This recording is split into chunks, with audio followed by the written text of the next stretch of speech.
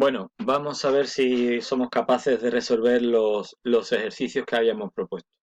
En el primer caso, tenemos que automatizar dos lámparas que en condiciones normales están apagadas y otra que en condiciones normales va a estar encendida.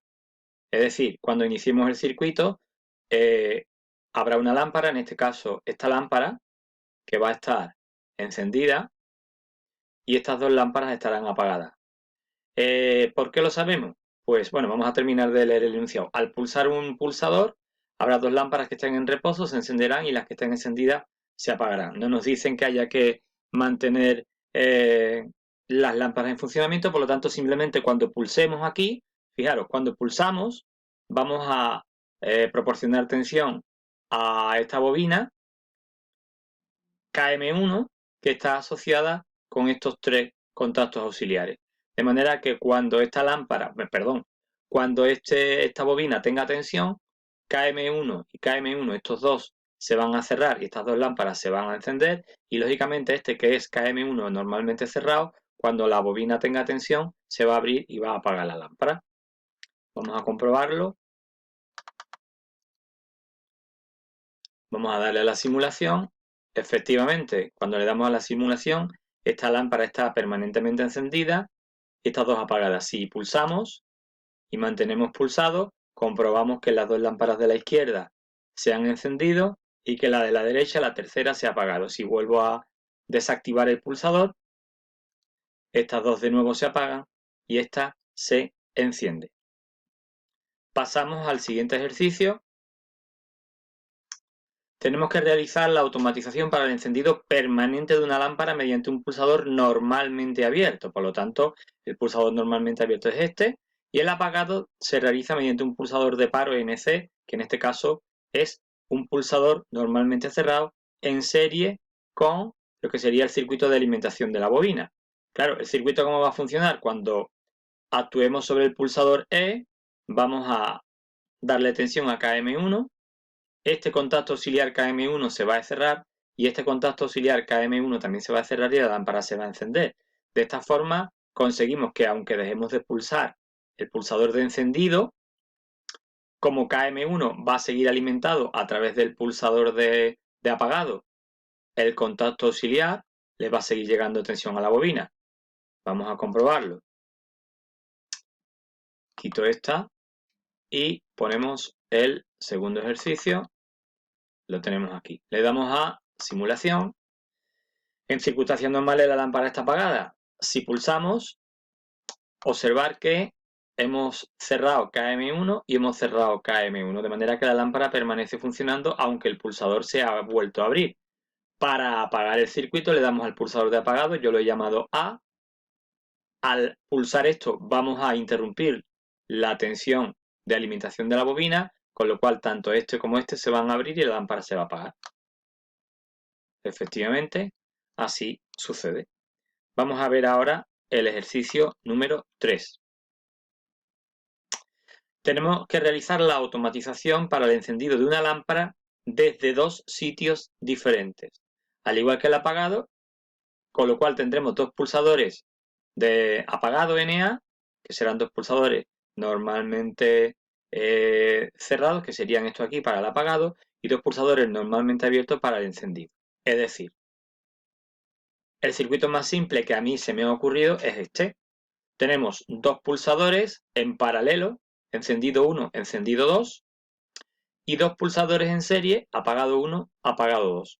De manera que cuando actuemos sobre cualquiera de los dos pulsadores de encendido, vamos a darle tensión a la bobina y el contacto KM1 se va a cerrar, la lámpara se va a encender y este KM1 de función memoria también se va a cerrar, con lo cual, aunque dejemos de pulsar E1 o E2, a través de A1, A2 y KM1, la bobina va a seguir con tensión. Vamos a comprobarlo. Quitamos este y abrimos el ejercicio 3. Y lo tenemos aquí. Le vamos a dar a la simulación. Si pulsamos E1 o E2, con cualquiera de los dos, vamos a pulsar E1 y efectivamente la lámpara se enciende, KM1 se ha cerrado y el KM1 de función memoria pues a través de, fijaros, a través de A1 que está cerrado, A2 que está cerrado y KM1 que también está cerrado, la bobina sigue teniendo tensión. Si le damos a cualquiera de los dos de apagado, interrumpimos la alimentación de la bobina y KM1 se cierra. Si le damos al encendido 2, va a pasar exactamente lo mismo. Y si actuamos ahora sobre el apagado A1, pues de nuevo apagamos la lámpara. De manera que, tal y como hemos visto, con E1 o con E2, con cualquiera de los dos vamos a encender la lámpara, y con A1 o con A2, con cualquiera de los dos vamos a apagar la lámpara. Si nos vamos al ejercicio 4, nos dicen que realicemos la automatización para el encendido de dos motores con dos pulsadores normalmente abiertos, uno para cada motor, y un solo pulsador de paro normalmente cerrado para el apagado de los dos motores. Y si nos ponen una condición, y es que cuando un motor esté encendido, el otro no debe funcionar bajo ninguna circunstancia. Bien, si explicamos un momento el circuito, tenemos el mando del motor M1 con KM1, el mando del motor M2 con KM2 con sus correspondientes bobinas. Un solo pulsador de apagado nos va a parar paro general, que nos va a apagar o nos va a hacer que los motores se separen.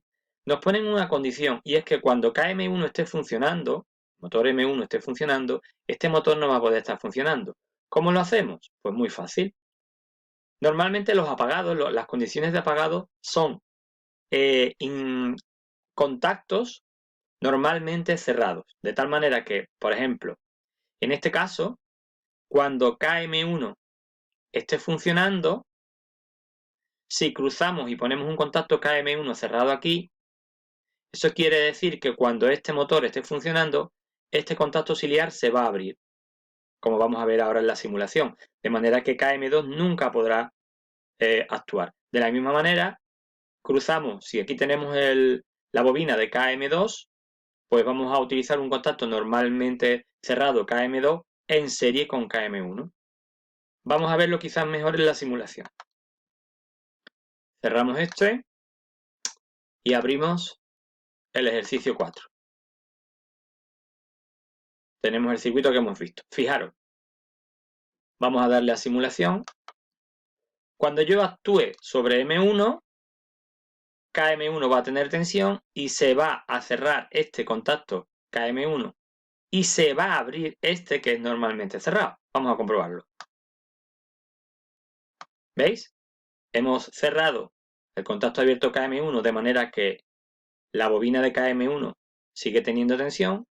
Se han cerrado los contactos de potencia de KM1 y este motor, este sentido de giro, nos indica que ese motor está funcionando.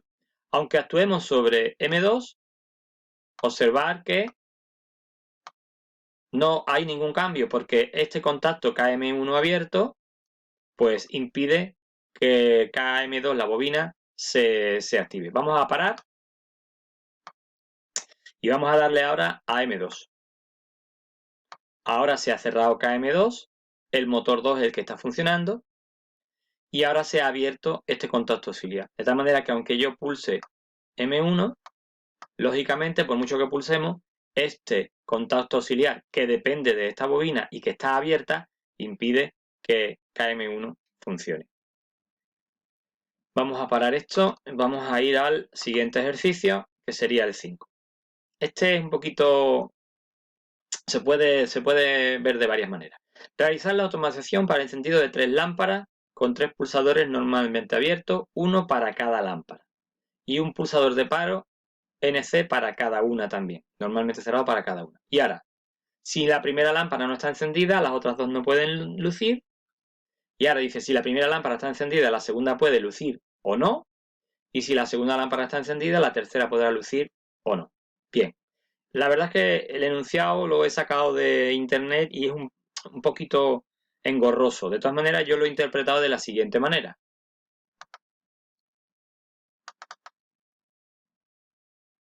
Aquí tenemos,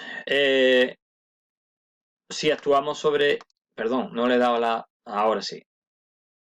Damos a simulación, efectivamente, ahora mismo se nos ha encendido esta lámpara y permite, fijaros que tengo aquí un KM1 y otro KM1, si esta lámpara es la que está encendida, entonces las otras dos pueden funcionar. En caso contrario, mirad, si este no está encendido, las otras no pueden encenderse. La condición que yo he interpretado del enunciado es que estas dos lámparas, que van a funcionar de forma independiente, solamente se pueden encender en el caso de que esté encendida la primera lámpara. Le damos y una vez que ya tengo la primera encendida, se han cerrado estos dos contactos KM1 que antes estaban abiertos, de manera que ya sí puedo actuar. Y se enciende esta y al encenderse esta lámpara, pues se puede encender también la tercera. Y aquí lo tenemos.